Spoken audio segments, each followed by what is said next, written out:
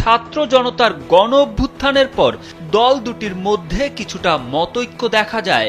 তবে দেশ ও জাতির বৃহত্তর স্বার্থে আবারও বিএনপির সঙ্গে ঐক্যমত্যের কথা জানিয়েছে বাংলাদেশ জামায়াতে ইসলাম। মির্জা ফখরুল ইসলাম আলমগীরের নেতৃত্বে বিএনপির একটি প্রতিনিধি দল বুধবার অন্তর্বর্তী সরকারের প্রধান উপদেষ্টা ডক্টর মোহাম্মদ ইউনূসের সঙ্গে বৈঠক করেন। বৈঠক থেকে বেরিয়ে মির্জা ফখরুল ইসলাম বলেছিলেন, চলমান সংকট নিরসনে সকল রাজনৈতিক দলগুলোর সাথে আলোচনা করে জাতীয় ঐক্যের আহ্বান জানিয়েছে। এদিকে বৃহস্পতিবার অন্তর্বর্তী সরকারের প্রধান উপদেষ্টা ডক্টর মোহাম্মদ ইউনূসের সঙ্গে বৈঠক করে জামায়াতে ইসলাম। বৈঠক শেষে সাংবাদিকদের এক প্রশ্নের জবাবে জামায়াতের আমির বলেন, প্রধান উপদেষ্টার সঙ্গে জাতীয় ইস্যুতে ঐক্যবদ্ধ থাকার বিষয়ে আলোচনা হয়েছে।